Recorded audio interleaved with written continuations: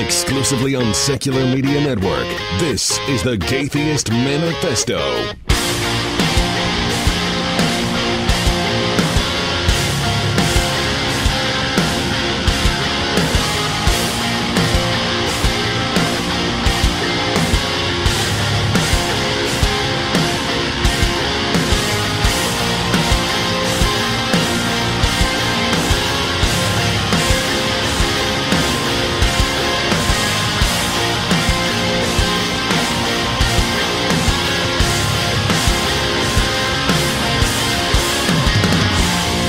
Hello and welcome to the Gaytheist Manifesto, your source for news, commentary, discussion, and debate at the intersection of the atheist movement and the LGBT rights movement. I am your host, Callie Wright, joined by my co-host, Ari Stillman. What's up, Ari? Hey, so I told my partner that we were going to do a show about comedy, and he came up with a pretty good joke. You want to hear it? Oh my god, I can't wait. Yeah, okay, so what did the rooster say as he was blowing up the KFC? Oh god. What? Allahu Akbar. Okay. See, it's got religion. It's a topical joke. Oh my god, Correct. That's amazing. Oh god, so Copyright Zach Stillman. Yeah, let him know that we appreciate that. So the last few episodes of the show, frankly, have been kind of depressing. So, something that I've kind of wanted to do a topic or do a show on for a while is comedy and comedy's role in activism, and kind of just talk about how all of us SJWs are just humorless, loveless, unhappy, horrible human beings. I know I am. You're just reading my Twitter mentions right now. Right, exactly. You're reading my bio at all of the clubs that I go to, I understand. So, Who are these people? Like, they're ghosts on our Skype call. That's right, yeah. What I is haven't even happening? introduced these people yet, and they're talking. I don't... God, dicks. So You said you didn't have any dick jokes, Callie. You lied to us. Well, it just made the setup better, I think. And you can just be thankful that I didn't talk over your intro like I do to Jake all the time. Oh, I do it too. Yeah.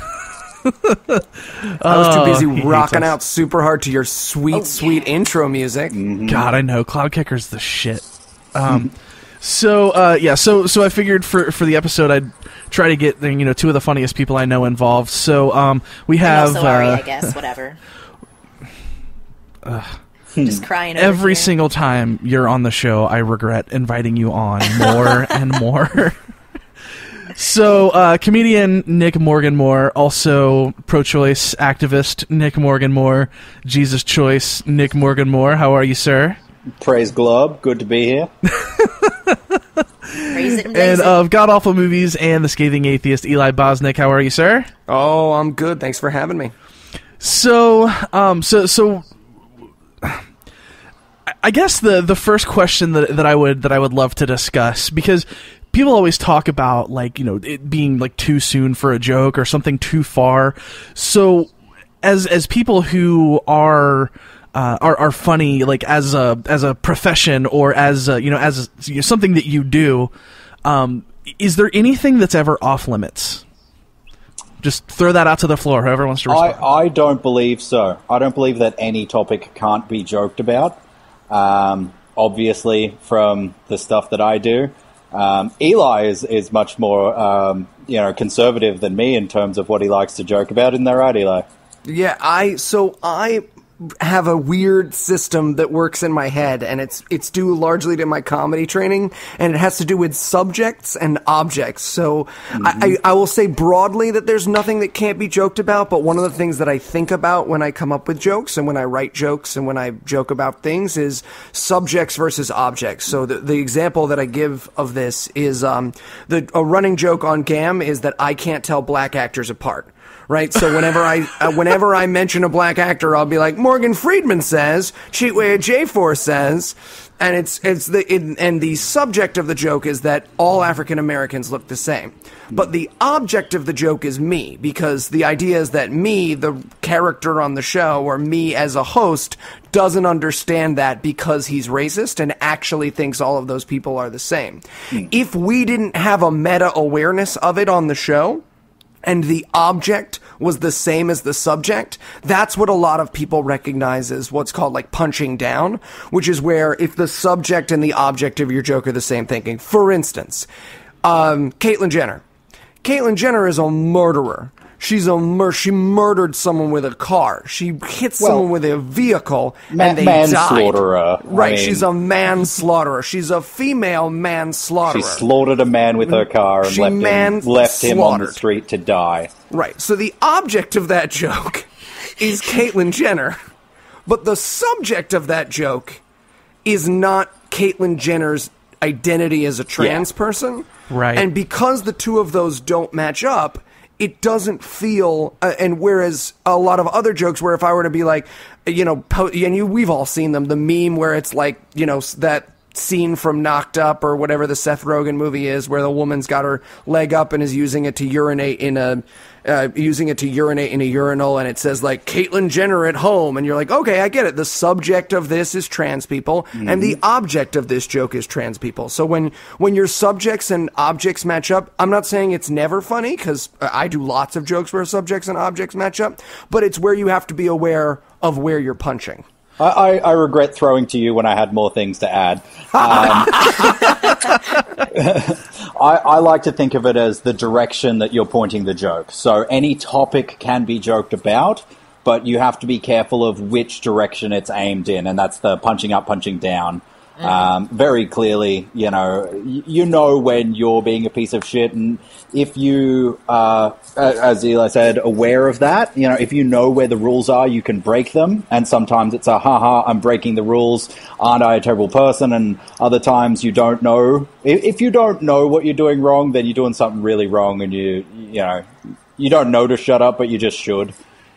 And the common misconception a lot of the time when it comes to like punching down is like, oh, when you say don't punch down, you mean never punch down at anybody who has less privilege than you or less status than you. And that's not true. It's just, there's always moments where you can find a really great joke to do about some of the darkest, most desperate circumstances of humanity. I mean, I've got a bucket full of 9/11 jokes, which are some of the darkest jokes you can ask for, right? Knock, knock, who's there? 9/11, 9/11 who? You said you'd never forget. It's a fantastic joke. It's a fantastic joke, and it punches so far down it's subdermal.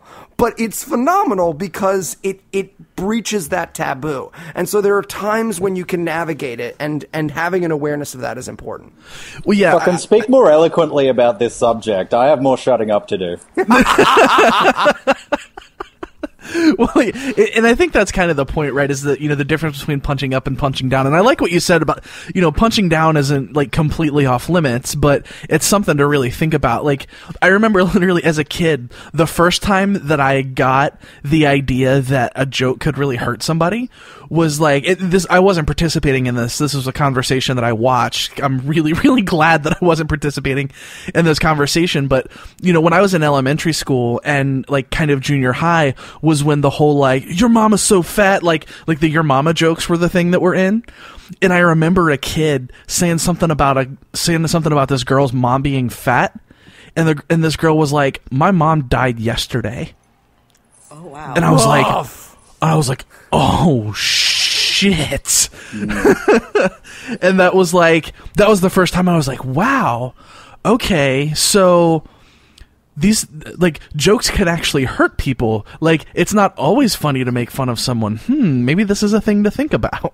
And this is the other thing too, is like, you can make a joke that doesn't have the intention of hurting someone, and the way you handle someone's pain is a lot of the time more important than whether or not you intended to hurt them. We have people who write to us on a pretty regular basis and say, I didn't like this joke you made, because we go on Scathing, we go really hard, especially for the roasts and stuff. We go really hard, and there's really nothing off limits on our show. That's important to us, and occasionally that hurts people, and they write to us and they say, hey, I want you to know that hurt me, and our response is, oh my gosh, I'm so sorry that hurt you. I hope you didn't feel like that was aimed at you. And every single time, without exception, they go, oh no, it's fine. I love your show. Don't worry about it. It's okay. And I just wanted you to know, and because they want to know that you hear them and that you understand them. And that's why, I talk about social justice so much, is I want a person who's trans or LGBT or of color to turn on my show and know this is a person who's on our side. I can hang my keys at the door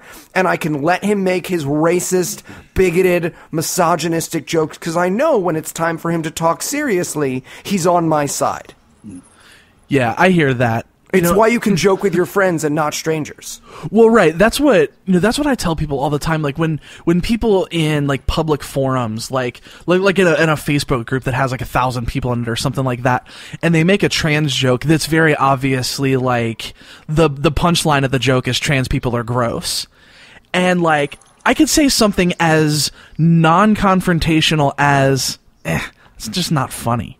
Like, right. I don't even have to go into a tirade about like, oh, you're feeding into this oppressive patriarchal system. Like all I have to do is say, God, that's just not funny. And that's like the best response to a bad joke anyway. You know? But people react like you just like kicked their child. Right, like you closed the fucking local chuckle hut.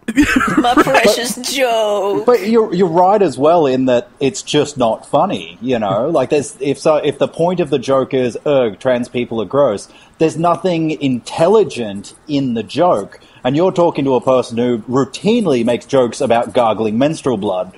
So, like, that's where I'm coming from. Thanks for letting us know where you're coming from. The menstrual blood doesn't have feelings that you can hurt.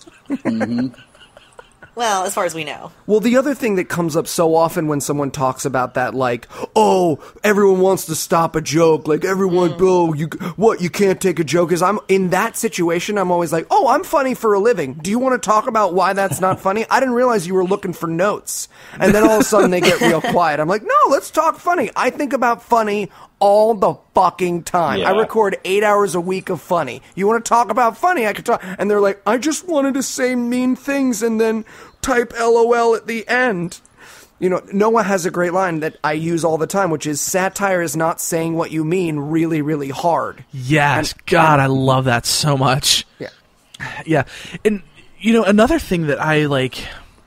It also, comes back into privilege and, like, being able to joke about things that aren't your experience when you obviously don't realize how terrible they are. I remember because I used to be one of those people. Like, I used to be I'm going to joke about awful things and say really terrible things to, about vulnerable people and think it's hilarious. And if anybody gets their feelings hurt, it's because they're a fucking whiny baby. You know what I mean? Like, I used to be that terrible person. And I used to think rape jokes were the funniest thing in the world. And, and I remember then I started working for a nonprofit that supported sexual assault survivors.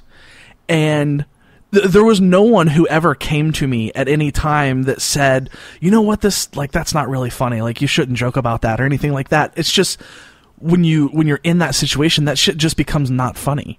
Yeah. And then when someone says, like, one of my favorite things to respond to, like, when someone makes a joke like that, and obviously, again, we're not necessarily saying that the subject is completely off limits, but when you're, like, literally making a joke out of someone's experience in that way, I just love to tell somebody, I don't get it. Talk me through that. Yeah. Explain to me your joke is the best cure for mean jokes in the world. Now, I will say, when it comes to the subject of rape jokes, like, I think that there's a line to be walked. There, again, it comes to subject and object. Like, you can talk about the subject of rape, I think, and be very, very funny, and there are a lot of comedians who've done it. But if the object of your rape joke is rape victims, I've never heard a joke where the object of your joke is rape victims, and it's funny. Absolutely correct. And that part of that comes down to knowing your audience. If your audience is human beings, then no, a joke that victimizes a rape victim will never, ever be funny because we're human beings. Yeah. But, every time I get on stage, if I have a joke in my routine, I do have one that has the word rape in it, and it kills when I do it. I did it last Friday. But I'm aware that more than half of the audience at that particular show was female. Usually half of the audience is female at my shows. We got a good mix. And statistically, more than a quarter of them will have been at some point victimized in their life. And there's no point in just getting on stage and shitting all over people's experience when there's people there, who obviously are going to be made uncomfortable by it. And I've seen people get on stage and do really heinous material, and people get up and walk out, and they're like, well, what's their problem? And the answer is, well, you were a piece of shit on stage. You were the problem. Yeah, and I think that speaks to the idea of humor as a coping mechanism. Some of the most heinous jokes about rape and sex abuse I have heard from people who are survivors. Oh, absolutely. And I mean, having worked in RAINN, one of the first things that, you can tell with the kids that I was able to mentor with when I was doing the Big Brother, Big Sister and the stuff that I do today is kids who are able to make even semblance of jokes. That's a sign of healing, and that's a sign of, and again, it's because they've established a level of trust. So I think largely it's about direction. A friend of mine actually, a few years ago, she did an entire stand-up marathon, which was 2 hours long, where she just got all of her friends together, and I was among them, and she was like, you just gotta tell rape jokes. You can't do anything but rape jokes, and you've gotta make it funny. So we did 2 hours of rape jokes, and I only did one, but I'm very, very proud of it. So here's my rape joke. So I don't think I could ever rape somebody. Like, not that I wouldn't want, I don't want to, but I don't think I could ever rape somebody because I've had a tickle fight with my girlfriend and that did not go well. And I imagine raping someone is more difficult than a tickle fight. I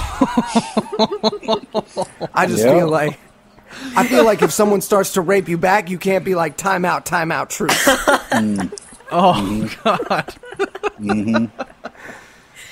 Yeah, and if we're on the subject of rape jokes, my one has to do with me and my insecurities and my fears. So I talk about having a fear of dogs, but then as a 12-year-old boy running down the street from a big black German Shepherd that had got out of its yard, and I tripped on a gutter, and the dog got me, but it wasn't hungry or angry, so I didn't get murdered and eaten, but unfortunately, well, it was a horny dog, and I got fucked by a dog. Incidentally, do you know how big a fully erect German Shepherd's dick is? Just a little bit wider than a 12-year-old's asshole. But it's okay, because I'm no longer afraid of dogs. I'm only afraid of anal rape. It does still affect my life. Like, if I'm having a shower at home alone and I drop the soap, I don't pick it up. See, and what's interesting about both of those jokes, and I'm not saying that this is universal, because Carlin's a great example, and Louis C.K. is a great example of jokes about sexual assault that are funny as well, is that both of those very clearly point to where the object is, and both of us chose to put the object on ourselves. Right, yeah. I love the way you explain that, because it makes so much sense to me. It's not something that I had thought of before. I'd heard of the whole, punching up versus punching down thing, but then there are sometimes when I don't find a joke funny and I can't quite explain it in those terms. Like, recently you've probably seen this meme on social media that's got a picture of Bernie Sanders, and it says, I can't wait for Bernie Sanders to be president so that all the Trump supporters get the mental health help that they so desperately need.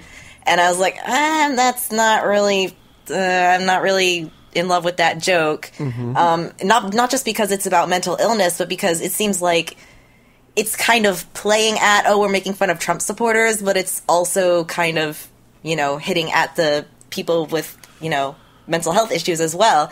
But then there are other, jokes about mental health. Like, I'm a person who suffers from anxiety and depression, and I don't have a hard time joking about that in the right context. Mm-hmm. Like, I like to pretend to be the voice of my anxiety, like telling me all this ridiculous stuff and blowing it out of proportion and just exaggerating it so that I can laugh at how stupid it is and how unrealistic it is.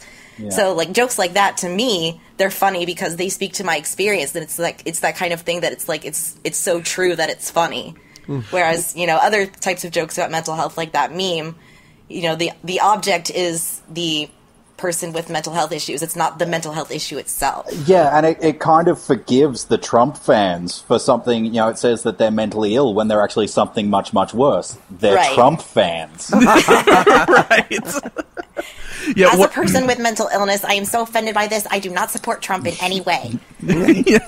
One of my favorite things to do as a person who is, sometimes the object of those jokes is to make those jokes about myself to see how uncomfortable I can make other people. Yeah. Like, one of my favorite things to ever do is if there's a conversation where two guys are like joking about whose dick is bigger, I always go to the person who's like getting the worst of the abuse, and I put my hand on their shoulder and I'm like, I've got some I'm trying to donate. Oh. Yeah, Don't worry, little fella. Nice. I actually told a dick joke on stage this week. You guys want to hear it? Yeah. Yes, All right, absolutely. I talk about how I'm really poor. I just got my green card. I'm looking for work because I am so poor. But I got sick of feeling poor, so I nicknamed my dick Benjamin. So no matter how poor I was, I'd always have a Benjamin stuffed in my pants. But I'm not that big, so I ended up settling on calling it a Tubman. But then I saw my wife getting dressed for work, and she was bending over in a thong, and I got a Harriet Chubman, and it was okay again. That's silly. Yeah. You're silly. Yeah. Dad jokes are my favorite. Oh, it makes me feel like such an old woman. Wordplay. Yeah, sometimes you just have to go for lame. If you can go for lame but own it, then it works. Again, that goes to, and this isn't kind of subject-object again. It's not punching up, punching down. It's knowing what you're doing wrong. So it's ironic that, somebody who is as amazing a joke writer as me, the comedic voice of my generation, will get on stage and waste everybody's time with a 15-minute setup to a joke that ends in a pun.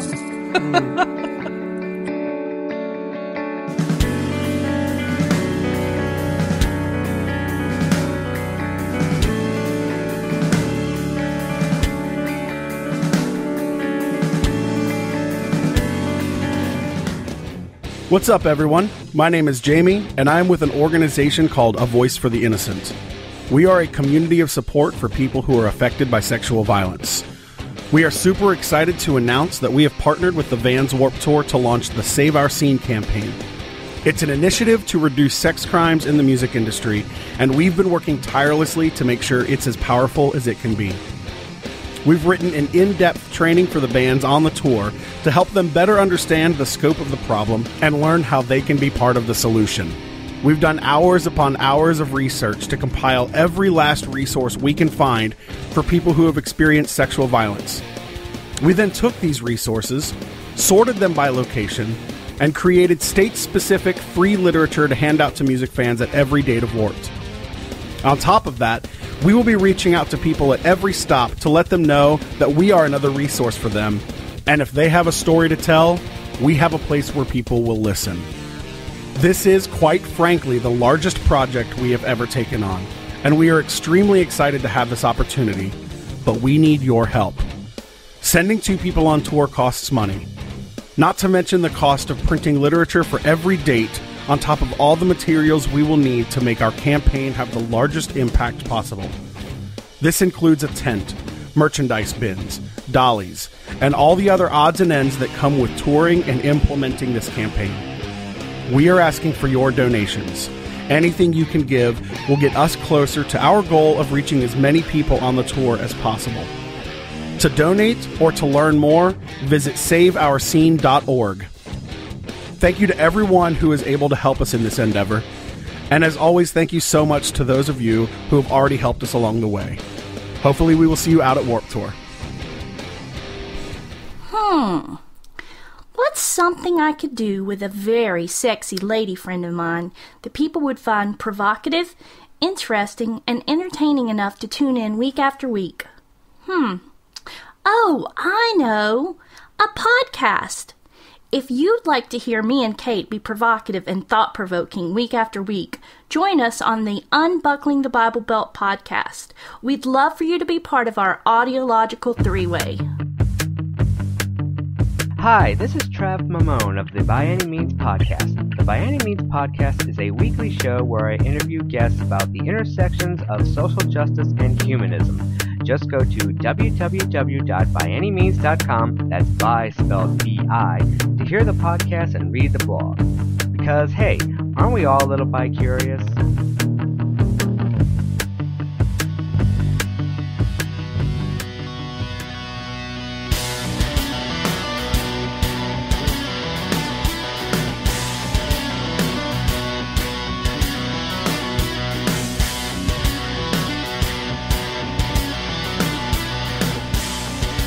So, Eli, I remember you talking a lot about how, like, and these are your words if I remember correctly, so this is not me trying to talk badly about you, but you've described yourself as kind of an awful person in the past. Yeah. Yes.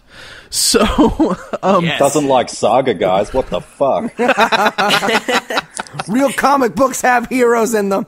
If I want to watch a couple have a messy breakup, I will go back to my hometown, Nick. Just wait, Anna will handle that for you. So, in that context, how do you feel like it's changed, like your sense of humor? Because I mean, obviously, I know, like, you know, comedy and you know, being funny and that kind of stuff. It's like, I mean, it seems like it's been kind of a lifelong thing for you. So, like, how did that evolve as you became a less and less horrible person? Well, what's interesting is that I think it's really been about the direction that I've pointed it. Because, like, all of the story, and it's funny, what I do to amuse friends is I tell people the stories of the most terrible things that I've done, and they're funny. All the stories of the terrible, horrible, vicious things that I did throughout my life before I had an outlet for that are funny. It's just that I've found healthier outlets. I was like, oh, I can do this on stage. I don't need to just pick on that kid until he drops out of school and changes his name. Like, I can put that in a healthy place now. And so one of the first ways that I found that is taking these sort of experiences from my life and turning them instead into storytelling, which not only sort of helped me, understand what is funny and what is not, but also took a lot of the power away from those sort of previous experiences. And I don't know, have I ever told the roller coaster story? I don't think so. Okay, I'm going to tell you guys the why I'm the most terrible person you'll ever meet story. Yes, let's hear it. Can't wait for this. When I was in 8th grade, there was a girl in my school named Amanda. And Amanda had terrible vertigo. Really crippling vertigo. Like, she couldn't climb a single flight of stairs. They had to move all her classrooms down. It was a whole thing. And it was kind of annoying. It was irritating that she had this terrible disability that was affecting her whole life. And at the end of the year, everyone would go to Dorney Park, which was an amusement park near where I'm from, Binghamton, New York. And I found out just at the end of the year that Amanda had a crush on me. So the way you would go and, like, make out with someone is you would be their partner on the trip. And so I was like, Amanda, do you want to be my partner? And she was like, yeah, I want to be your partner. I was like, great. But here's the thing, Amanda, I really want to ride roller coasters. I love roller coasters. Will you come on a roller coaster with me? And she was like, yeah. And now here's the thing. It's very important that I emphasize this. A lot of people at the time thought Amanda faked her vertigo. That was me. Oh, she fakes it. She exaggerates it. I don't think so. Because I think a kid who fakes it goes, oh no, I couldn't go on the roller coaster. My vertigo. I think she's just a kid with a disability who had a crush on a boy and thought that she'd be okay. So, right. Day of the big trip, we get there, we go to the roller coaster. I remember it was called the Hercules. Giant wooden roller coaster, the height of the Statue of Liberty. And literally climbing the steps up to the platform, she's like having anxiety attacks, having to sit down, having anxiety attacks, and we're slowly going up. We get to the top, and the guy who's running it is like, hey, you're tall enough, but I am telling you, do not ride this roller coaster. Do not ride this roller coaster. And she's like, no, I'm fine. And so we get on the roller coaster, and it's one of those things where it's a platform, the roller coaster, and then another platform. And so what we do is we get on, I buckle her in, and then I get off. Because I don't like roller coasters. No. Now, here's the best part of this story. She's locked in. She can't get unlocked. You know how you can buy the picture of the person when they go over the first peak of the roller coaster? I bought that picture, and I had it for years, and it's the most beautiful picture in the world because it's a picture of a person going insane. You can see the beginning of her life and then the second half of her life, and the divide right in the middle I caught on photo because it's just it's just someone changing into an adult. You can see the jungle in her eyes, and at some point yeah, at my funeral, someone's going to walk up and just slowly lay a shit onto my chest, and they're going to be like, Amanda? And she's going to be like, yeah, Amanda. I had the picture for years. It's a shame you don't have that picture anymore, that the cum just crusted it and then it broke in half. Like, that's a real shame. But, there are lots and lots of stories like that, some less funny, of sort of me being a bully as a kid. And one of the things that I've learned is, how to get people on side and how to aim those jokes in a place where we can all laugh and get people with you, as opposed to if I had just been like, and it's interesting, as I've told that story, I realized, like, if I just go, one time there was this girl with vertigo and I left her on a roller coaster, you're like, oh, so you're a dick. But you set up the story and you talk about getting on, and then it's a surprise. And everyone, whenever I tell that story and I talk about getting off, they go, because I'm a monster. Yeah. No one has. I have a bit of a different tack to my comedy, but before I say that, I just have to say, Eli, I heard you on a podcast talking about like your origin story of going to a fat camp. Yes, and I had, it was the day after Australia Day, and on Australia Day, I drank so much that I blacked out on stage in the middle of my set, and I told a joke so heinous that Zandy left me there, and when I followed her outside to find out what had happened, I fell face first onto the pavement, broke my glasses, and scratched my nose up, and just busted my whole face. And the next day, I was doing the dishes and listening to your podcast, and I had to stop doing the dishes and sit on the ground and cry and bleed because all of my cuts on my face opened back up. Yeah. And it was one of the best experiences of just like listening to that. That's the laugh. That's the high that you're looking for. You are a master at being a terrible, terrible person. Yeah. So Nick, am I gonna regret asking you what that joke was, or do you even remember? I blacked out. I do not know. And I'm sure Zandy probably will never tell you. Yeah. But I take a different tack with my comedy.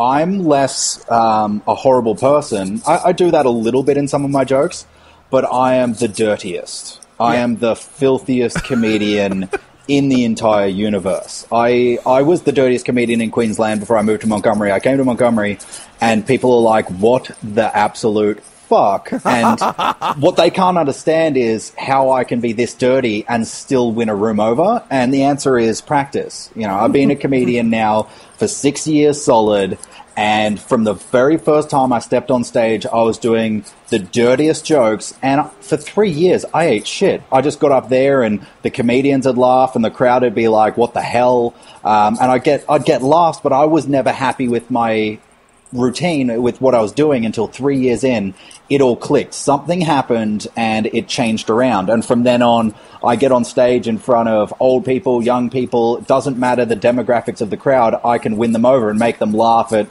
getting a blowjob while eating a kebab, or gargling menstrual blood, or, all of this heinous sort of stuff that I've just trained to be really good at.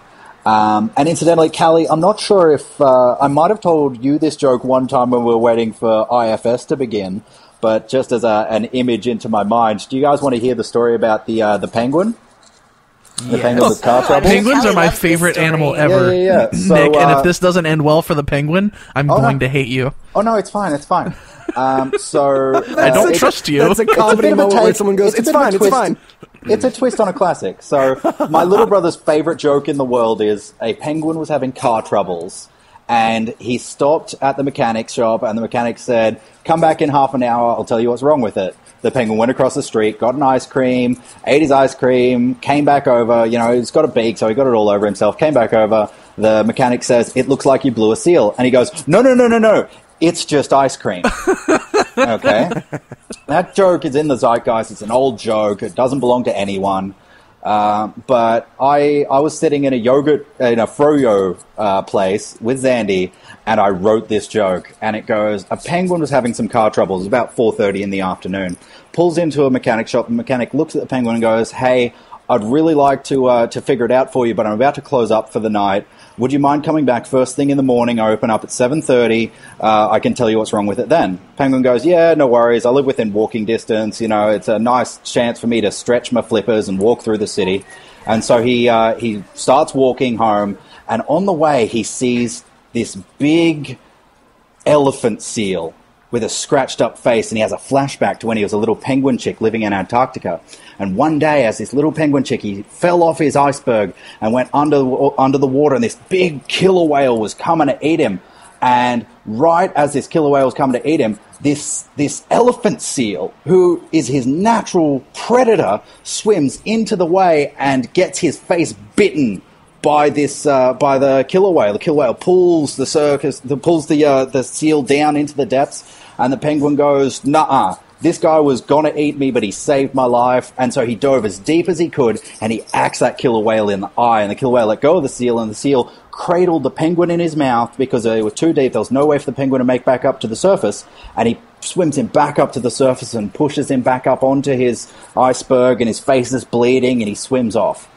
And the penguin looks at the seal, and the seal looks at the penguin, and he goes, "It's you!" And the seal goes, "It's you! What happened?" And the seal says, "Well, when I saved your life, I realized that I wanted more out of my life. So, you know, I traveled the world, and I became a circus seal. And, as happens, clowns are notorious drug dealers, and I got hooked on heroin.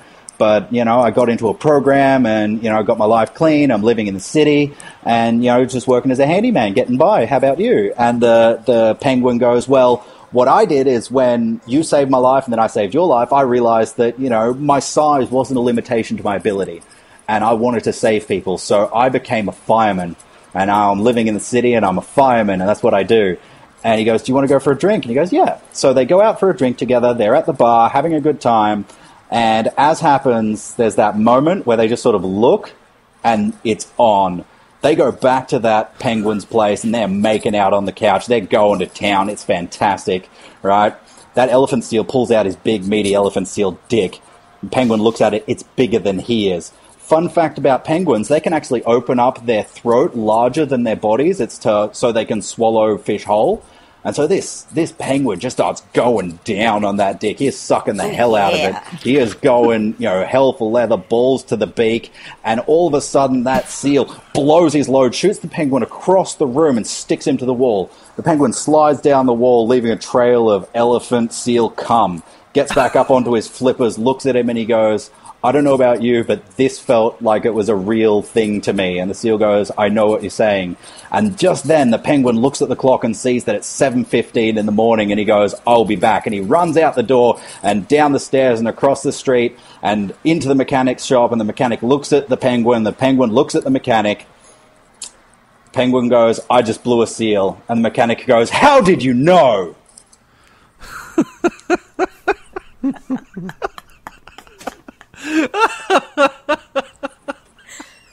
Wow, that was a lot of setup. Yeah. Yeah. I love that so much. I was being really into it, really into the drama of this penguin's love life with I'm this going to seal. think about that. Those characters matter to me now. Yeah. That's the Dumbledore of my life now, is that penguin Is and it that okay if seal. I write some fanfics about Go this? for it. In fact, slash fanfic about the seal. Gaytheist Manifesto fans, if you want to continue their story together, please send me your submissions. I'm Nick Morgan Moore. I'm on Twitter, Facebook, YouTube. You can find me on all the social medias because that's my name. And I would love to read your fanfic about the penguin and the seal.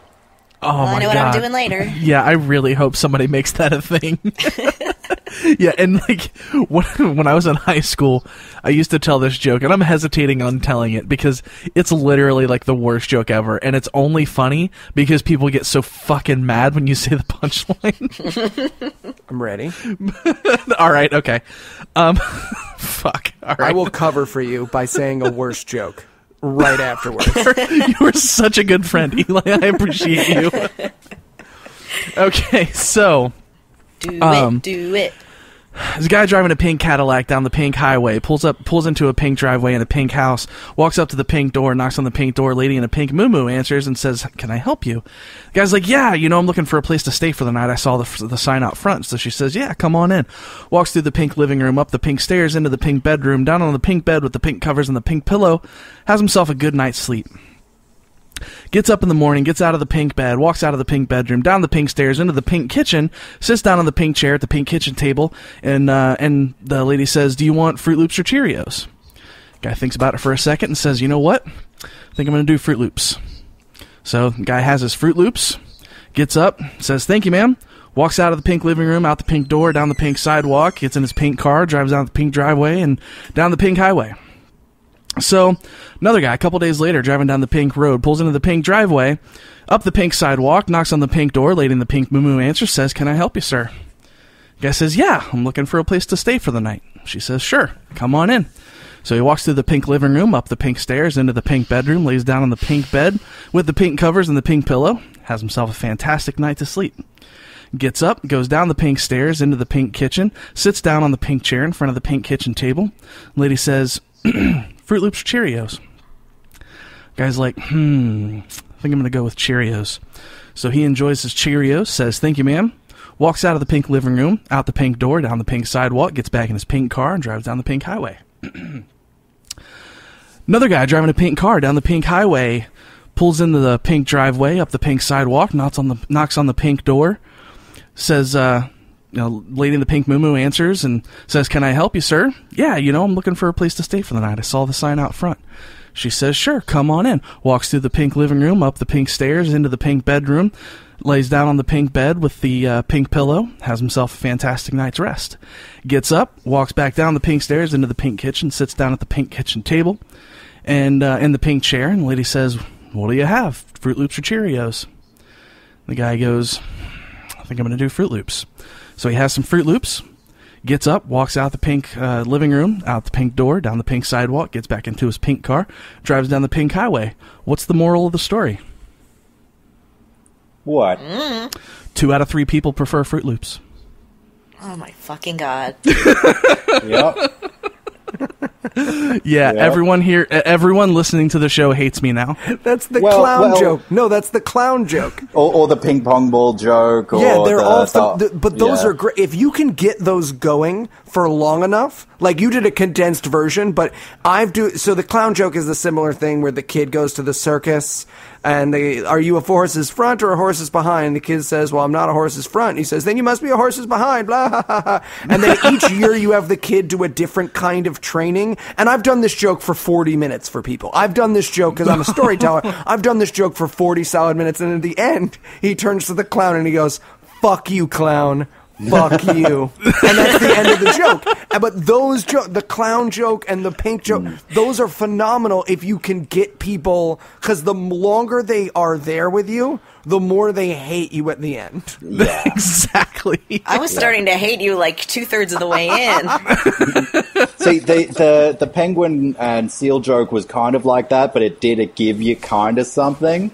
It does. It does an anticlimax. The idea, I didn't want to give it an anticlimax, but what I wanted to do is I tell the first joke at the start of my set, and I close with this other one, and I want people to actually get lost in the story. So really, people, send me some more of this life between the seal and the penguin, so I can flesh it out into a good hour and a half special of just that one joke. Oh god! We should make maybe like a radio show about the penguin and the and the seal. Just a continuing radio drama. Yeah. Yeah. So it'll be better than cereal. Yeah. Another season 2. Nobody cares. Nobody cares. He was a traitor, coward, something who ran away. He got caught. They slit him open. Then they gave him back. Got it. Good. What happened? I want to talk about the Muslim kid who killed his girlfriend. Do it. Hey, has anybody here ever had one of those nights where you eat pussy with the lights off and you get up in the morning and you cough up blood and you're like, "Oh, fuck, I hope I've got lung cancer." My joke is, you ever take a shit and you look in the bowl and you go, "I don't remember eating a bunch of blood." Yeah. Oh God. Yeah, That one probably doesn't go we over went well down the with same vampires. path there. Yeah.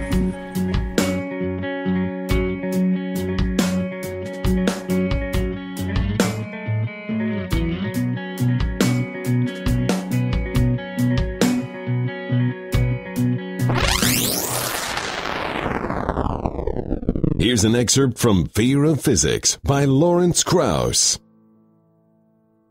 A physicist, an engineer, and a psychologist are called in as consultants to a dairy farm whose production has been below par. Each is given time to inspect the details of the operation before making a report.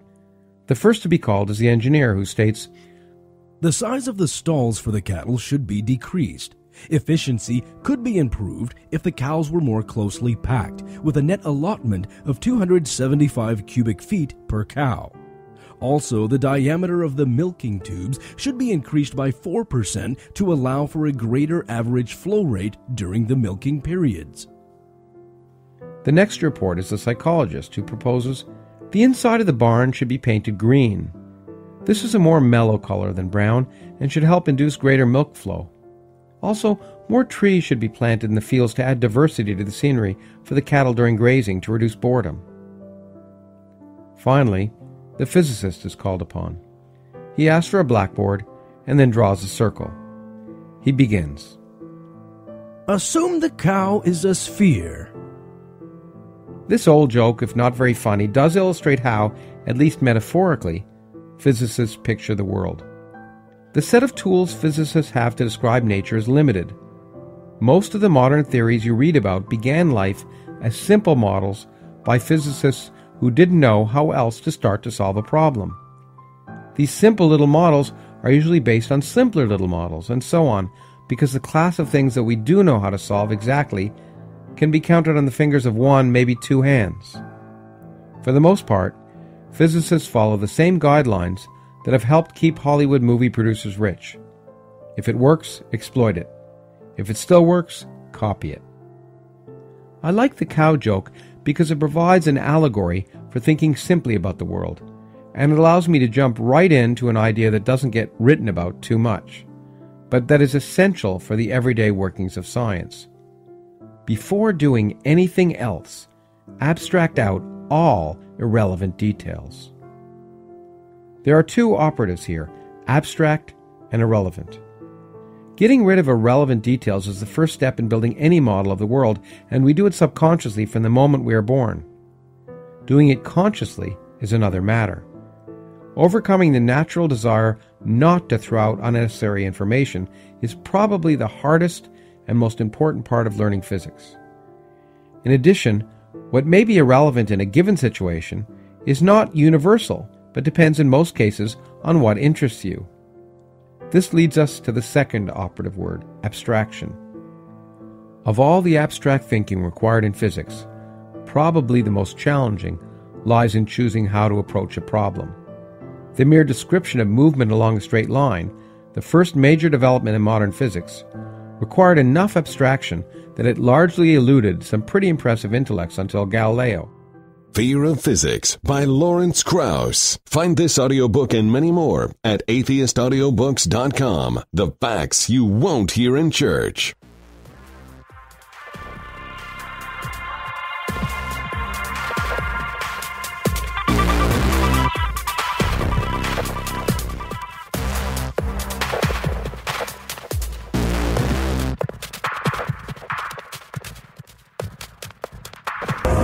Hello, I'm Alan Cumming. Live Out Loud is calling on the LGBT community to help improve life for gay teens. Take what you know and gay it forward through the Homecoming Project, a chance to return to your old high school and share your story with LGBTQ youth. Your life experiences and wisdom can prove invaluable to teens who may be struggling with their own identities and paths in life. One day can make a lasting difference. Gay it forward with the Homecoming Project. Find us at liveoutloud.info to learn how you can get involved today.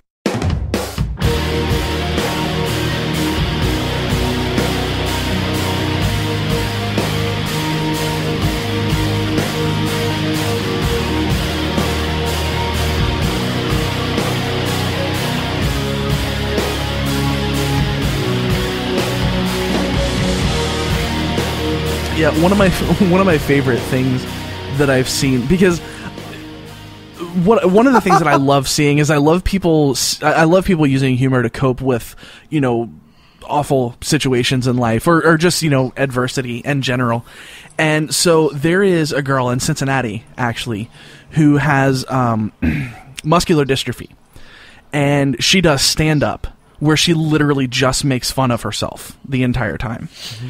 And so one of the first times that she did this, she sent a friend of hers with tickets to the show into downtown Cincinnati, standing on a street corner, and this guy's pitch was, "Who wants to come make fun of the crippled girl?" Oh my God. And he ended up getting arrested. That's amazing. Yeah, and I've seen her videos of her stand up, and she's just objectively hilarious. And it's not just because she's like saying awful things about herself. But it's it's like objectively funny, but it's also, I would have to imagine, some kind of coping mechanism. So that's another one of my favorite things about comedy. Yeah, well, you remember, you might remember, you might know, I did a show in Australia called For Richer or More that I performed at the Brisbane Fringe Festival in 2015. Yes, I do remember that. And I, to protest Australia's decision to not give the people of Australia a vote on whether we should allow marriage equality, the party, which is still the party in power now, was like, no, we just don't want it. And so I married my best friend Richie Goodacre on stage, who is he's got cerebral palsy. And so he was in his wheelchair, and we get on stage and we do, 20 minutes each, and then we had this whole elaborate wedding ceremony where I'd organised for a bunch of the other comedians in our group of friends to rush on stage with a bunch of signs that had things like anti-GIMPs, and GIMP stood for good and impaired mobility propinquity, and one of the signs said God made Adam and Eve, not wheelchairs. And just one of like a dick in a wheelchair touching and a big cross through it. And they were protesting that a man in a wheelchair would marry a man not in a wheelchair. That was like the whole crux of the act. And that was just, trying to marry up the humor with with making a point. And I just want to make the point. The thing that I love about Richie Goodacre is that he has jokes about his disability, but they're not his entire act. He still writes jokes. He's still giving his take on life and the universe. And, a lot of his outlook comes from the pain of, living, being from New Zealand. That place sucks. What's interesting, too, what I think comes up a lot in these conversations about humor and what it has to do with personhood, especially as social justice goes, is that a lot of people get confused between I'm offended by that and I want to have a further conversation about that. Because I'm offended by that is largely useless as a terminology. No matter how offensive it actually is, when you say I'm offended by that, it's a largely useless statement. And I think that a lot of people like to take objections to mean-spirited things or harassment or quote-unquote satire and go, oh, that's just offended culture. And you hear, Stephen Fry talks about this a lot, and I think it's actually a confusion point there, because it's totally fine to dismiss someone who's just like, hey, I'm just offended. It's not okay when someone goes, well, you know what, that really hurts me. I want to talk to you about that. What do you mean by that? If you go, well, you're just offended, you're just trying to keep me down. Like, no, you have to be able to talk about all the jokes that you've made. You have to be able to at least talk about the perspective that they're from, even if the perspective that you're from is, well, no, I totally don't believe that. That's just me making a joke about X. I'm sorry you felt attacked. Yeah, good. And I also have to throw in that, and it is okay to speak up. If I hear an anti-trans joke, then I'll speak up even though I'm not trans. But there is this whole thing of people who perceive a slight on other people's behalf, and how running with that conversation can actually be kind of silencing to people who have had those experiences. The example that I go to is I had this running joke about autistic kids on Jake's show, the Imaginary Friends show, Dope Cone Podcast. And, one person was like, oh, you might, people are autistic would find that offensive. And I got a message from a person who I'm now friends with on Facebook, and he was thanking me for continuing the conversation and making jokes about... My joke was about, like, autistic kids loving trains, and so he was just thanking me for, starting that conversation and continuing that conversation, because he was having a really tough time with the fact that most of the charities that deal with autistic children are actually trying to find a cure so that there's no more autistic people, whereas people who are living with autism don't get much help out of those organizations at all. And so I asked him, is that experience real? Like, does your son love trains? He goes, no, he's terrified of trains. And so I said, all right, what would make my joke more realistic? What does your son like doing? He goes, sitting on the floor crying and shitting his pants. And I was like, well, that's not an autistic joke. That's more of a Nick Morganmore joke. So.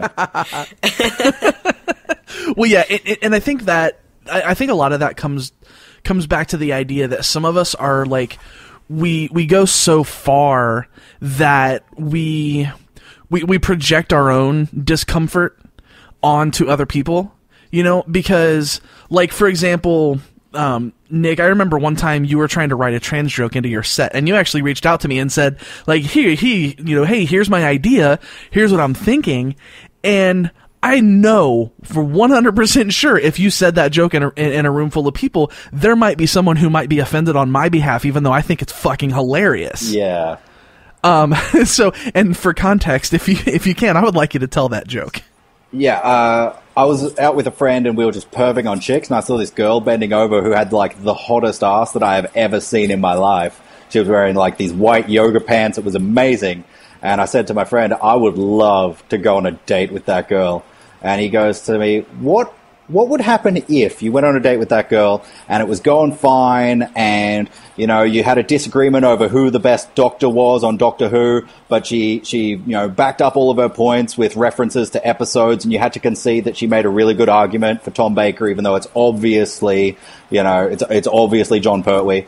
But the date went fine. It was really good. At the end of the night, you're taking her home and you're feeling it, so you're going to kiss her, and she goes, stop, just 1 second. I'm feeling this, but I just want you to know before anything happens that I'm trans. I was born male, but I am a female. And what would you do in that situation? And my answer is, I would fuck her, because look at that ass. I love that so much. Callie, I want you to tell one of my jokes that you were there at. Do you remember the first gig that I did in America was a benefit for the Powerhouse, which is the Clinic Defense House here in Alabama, and I closed with a joke that I think you almost peed your pants. I did. I legit, like, this is not exaggerating. I legit got lightheaded and felt like I was going to pass out. Oh my god. Yeah. So Nick gets to the end of his set.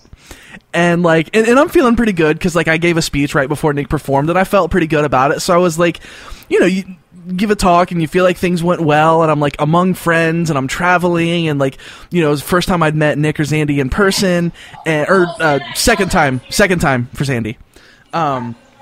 But so feeling good, yeah. And so, like, feeling really good, and Nick does a set and he's hilarious because he is.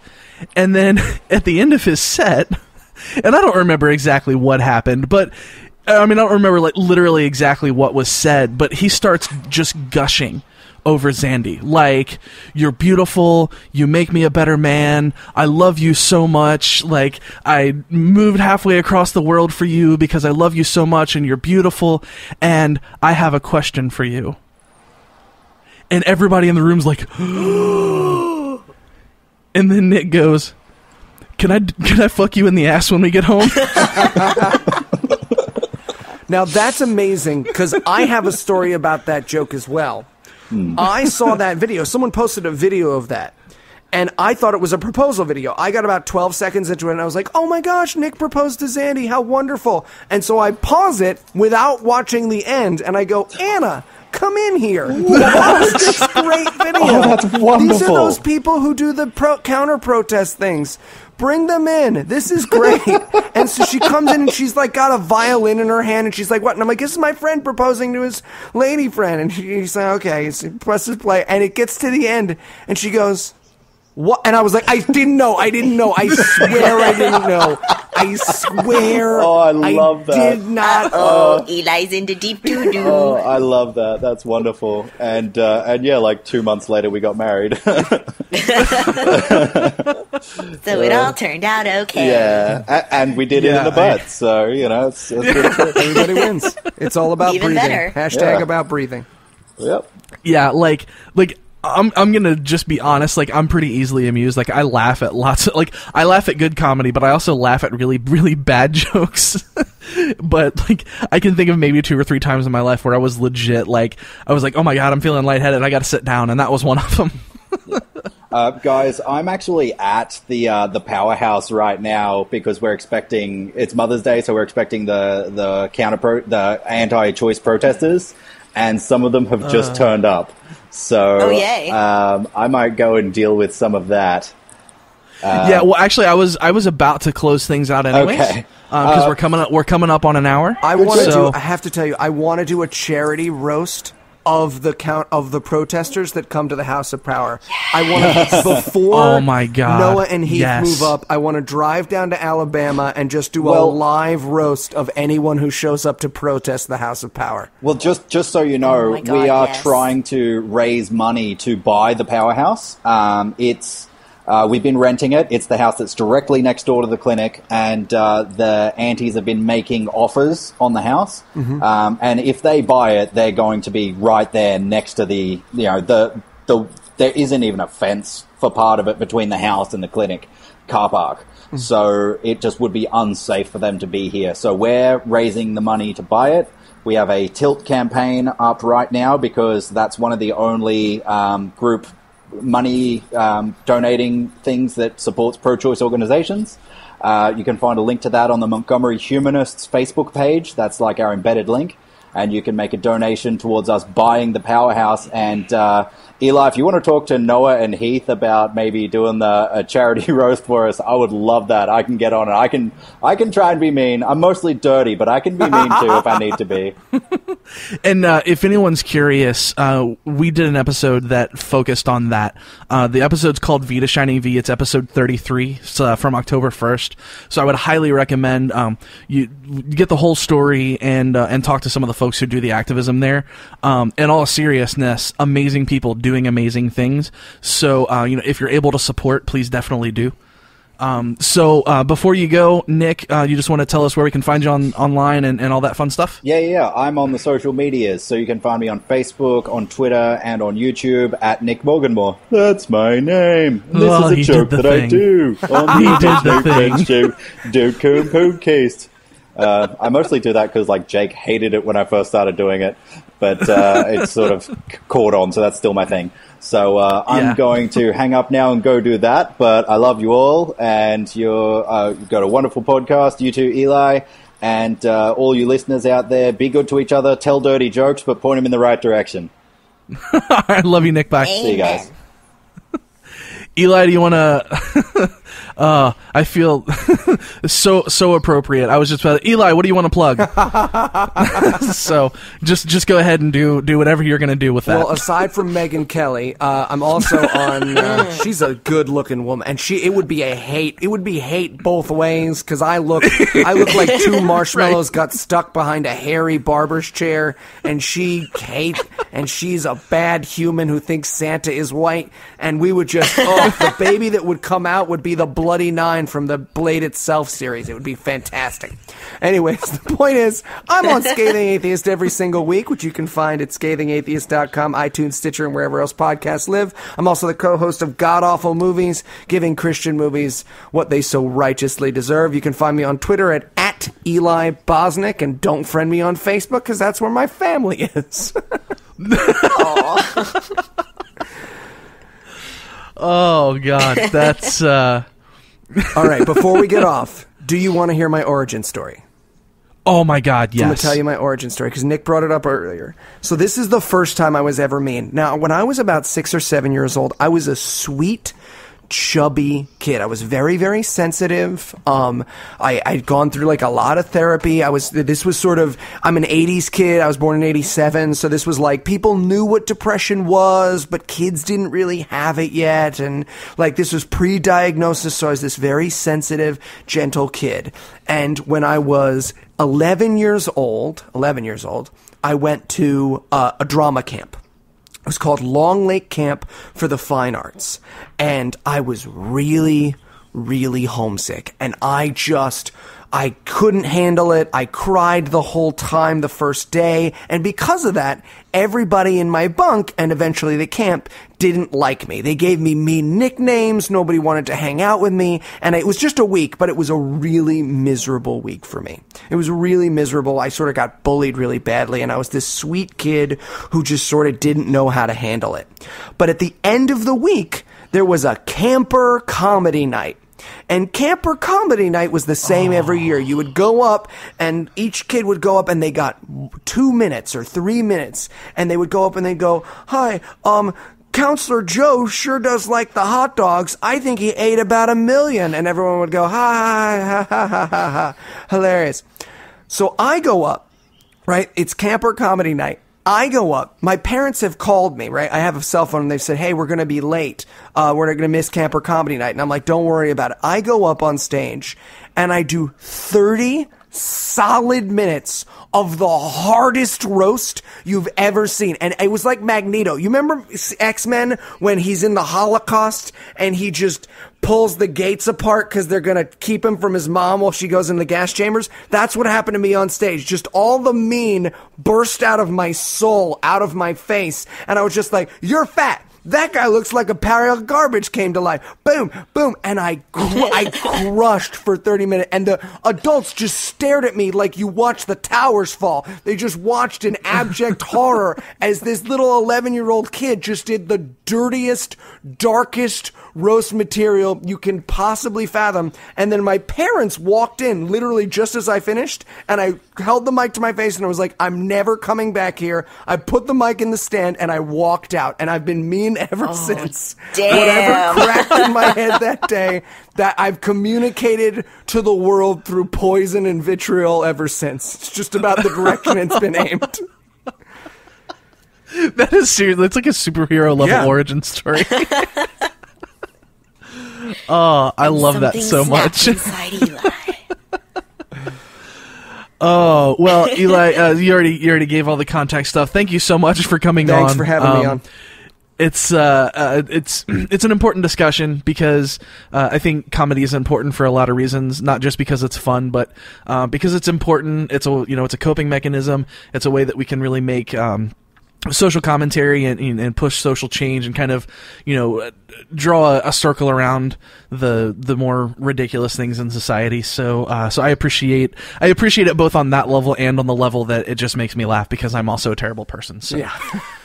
That, my friends, is going to do it for this episode of the Gaytheist Manifesto on Secular Media Network. I want to thank my co-host Ari. And again, thanks to Eli and Nick for their time. You can find the show on Facebook at facebook.com/The Gaytheist Manifesto. You can email us at thegaytheistmanifesto@gmail.com. I'm on Twitter at GaytheistCali, and Ari is going to go ahead and make us all hate them that much more. My dearest love, as I gaze upon the stars this lonesome evening, I long for your embrace. The pen strokes on the page call to mind the locks of your hair as they trace the curvature of your lovely face. Every night I dream of you, your eyes like the finest of jewels, your fingers slim like the branches of the weeping willow, your teeth bright like those super shiny teeth in the toothpaste commercials.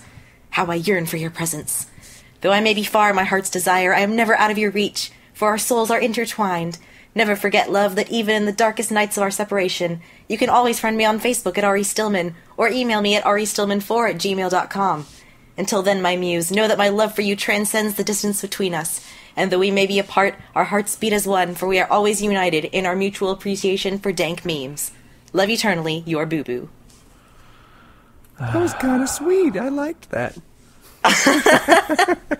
See, somebody likes me, Callie. They do this at the end of every episode, and it just Not the love letter per se, rage builds in Ari, me. you're a they, right? I'm a they. You're a yeah. they. Okay, because my foster brother is a they now, and it's weird. I have to call him my brother. I have to call them my brother because I can't use their name because they prefer their name rather than the term brother. But I can't use it on air. So right, every so it's time I awkward. talk about them, they're like My anonymous sibling. and he's got his foster parents are 80 at this point, or almost about to be. No, 70. They're about to be 70. My soon-to-be parents-in-laws, and they're just constantly messing up their pronouns, and it's adorable to watch them. They're like, sorry, there. Yeah, it's so funny when people invalidate your identity. I love that. Oh no, they're trying. They're just not great talkers. If you want to support the work we do, you can head to patreon.com/The Manifesto and make a per episode donation to support the production of the show and the activism we do. If that's not doable, you can still go to iTunes, leave us a 5-star rating to help us get heard by more folks. And just a quick reminder, we are now on Stitcher, so if anyone prefers consuming podcasts that way, you can head over to Stitcher. Before we go, I want you to know that if you're lost, you're hurting, you're scared, if you feel like no one cares and no one understands, you need to know there's a community out here that loves you, cares for you, knows that you're capable of amazing things, and that you are worthy of love. If you're struggling, please don't be afraid to reach out. Until next time, friends, this is the Atheist Manifesto.